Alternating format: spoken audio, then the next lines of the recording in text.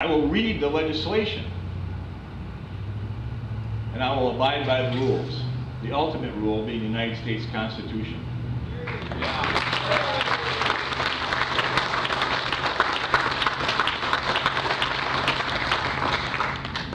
I'm here today to ask for your support in my bid for the United States House of Representatives,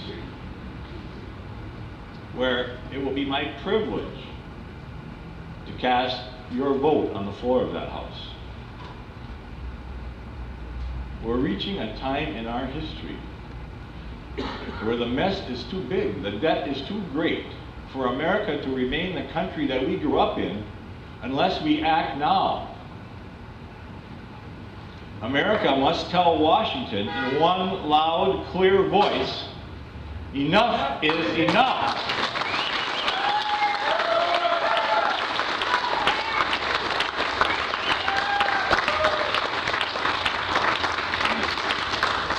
I want to thank you all for coming.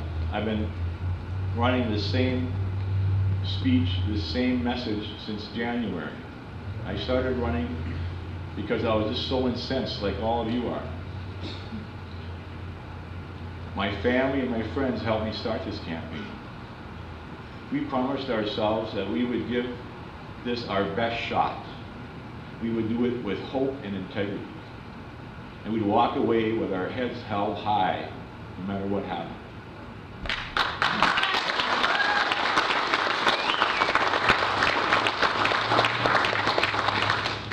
Recently, there have been some negative ads put out about me, and they're all untrue. This message that I gave you today is the same message I've given throughout. I haven't wavered one bit.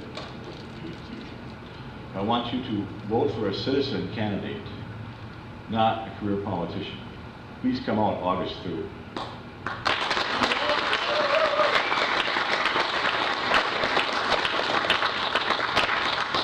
Well, now I'd like to introduce to you a new friend of mine, Joe Wurzelbacher.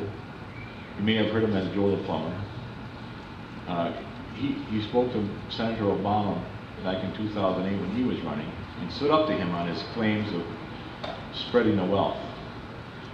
And he's volunteered to come up and talk to you today, and I'd like to have you give him a warm welcome. Thank you very much.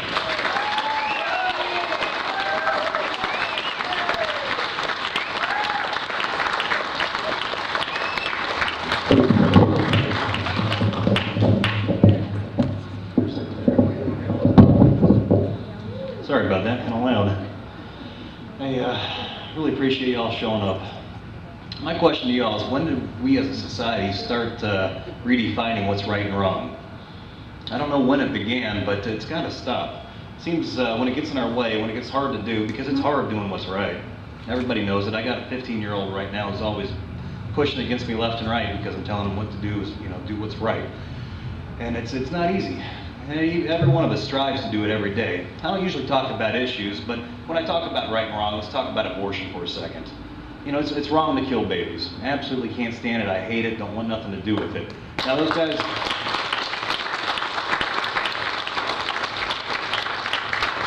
But on the left-hand side, the liberal side, not the Democrat side, because there's a big difference there, but the liberals, if you will, they want to sit there and say, well, what about capital punishment then?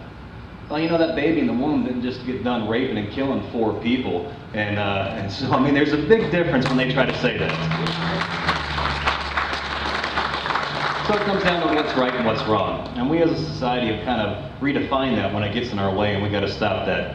And that's about the last issue I'll talk about, because I'm not here to talk about issues. It comes down to principles. But I believe if we get back to principles, the issues will take care of themselves. And that's why I'm here today. I've endorsed Dan, and I believe he's the man for the job. I'm not going to...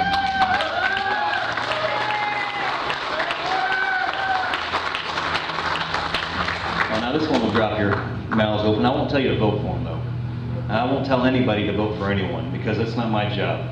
I came here only to hopefully encourage more people to show up and listen to him, talk to him, hear him, ask him questions, and get the answers. That's what I did. And I became famous for doing it. It's kind of ridiculous, to be honest with you, for doing my job as an American, my responsibility as American.